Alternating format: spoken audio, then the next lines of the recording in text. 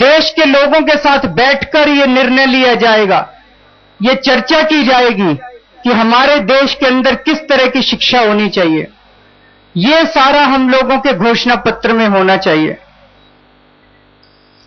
आज आप सरकारी अस्पताल के अंदर इलाज कराने के लिए जाते हैं तो बदसलूकी की जाती है, बेइज्जती की जाती है, डॉक्टर इलाज नहीं करता है, दवाइयां नहीं दी जाती है।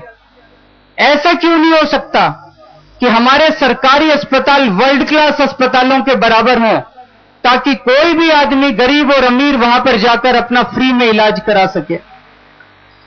इसके बारे में भी जनता के साथ बैठकर चर्चा की जाएगी। साथियों, अब यह देश दिल्ली से नहीं चलेगा। जैसे पहले अंग्रेज लंदन से पूरी हुकूमत चलाते थे, अब ये काले अंग्रेज दिल्ली में बैठकर पूरे देश को चलाते हैं। अब यह देश दिल्ली से नहीं चलेगा। हर गांव स्वतंत्र होगा, हर गांव निर्णय लेगा अपने गांव के बारे में। अगर किसी गांव के अंदर स्कूल नहीं है तो वो गांव अपने पंचायत के फंड से स्कूल बनाने के लिए स्वतंत्र होगा। उसे किसी स्कूल डिपार्टमेंट या एजुकेशन डिपार्टमेंट से परमिशन लेने की कोई जरूरत नहीं होनी चाहिए। गांव के लोग बैठे और वो तय करें कि हमें स्कूल बनवाना है और वो स्कूल बनवा लें। टीचर की भर्ती करनी है तो गांव के लोग बैठे और तय करें कि हमें टीचर चाहिए तो टीचर की भर्ती कर लें। अगर कोई किसान आत्महत्या के कगार पर पहुंचता है तो गांव के लोग बैठकर उसकी मदद कर सकते हैं। उसे प्रधानमंत्री मनमोहन सिंह के आने के रिलीफ पैकेज की जरूरत नहीं होनी चाहिए।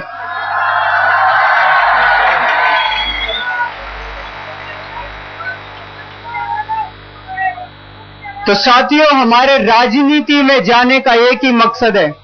ये राजनीतिक विकल्प ऐसा होगा जो दिल्ली के सत्ता के केंद्र को ध्वस्त करके इस सारी की सारी सत्ता को इस देश के हर गांव, हर शहर और हर नागरिक तक पहुंचाएगा।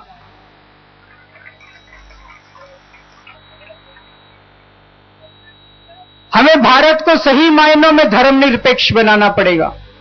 आज हर पार्टी सेक्युलरिज्म की बात करती है, धर्मनिरपेक्षता की बात करती है, लेकिन इन्हीं पार्टियों ने हिंदुओं और मुसलमानों को लड़ाया है।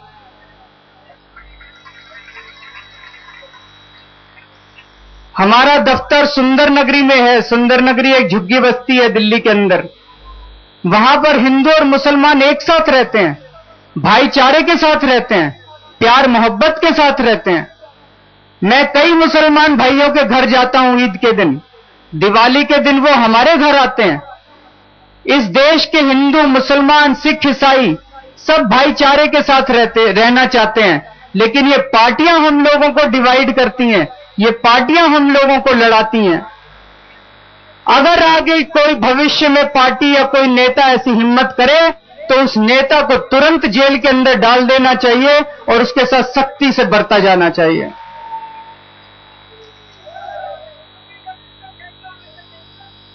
हर धर्म और हर जाति के लोग इस देश के अंदर गर्व से सीना चौड़ा करके जी सकें। ये लोग कह रहे हैं, कल से कांग्रेस कह रही है कि हमें तो पहले से ही पता था इन लोगों की राजनीतिक मंशा है। मैं कांग्रेस को चेतावनी दे देना चाहता हूं कि अगले 1.5-2 साल के अंदर अगर ये सरकार जन लोकपाल कानून, right to recall, right to reject और ग्राम सभा का कानून पारित कर दे, हमें राजनीति में जाने में कोई शौक नहीं, हम वापस ले लेंगे अपना कदम।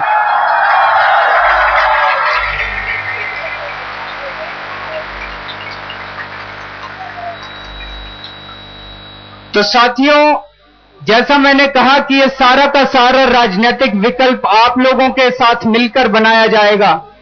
आप लोगों के सुझाव चाहिए हम लोगों को।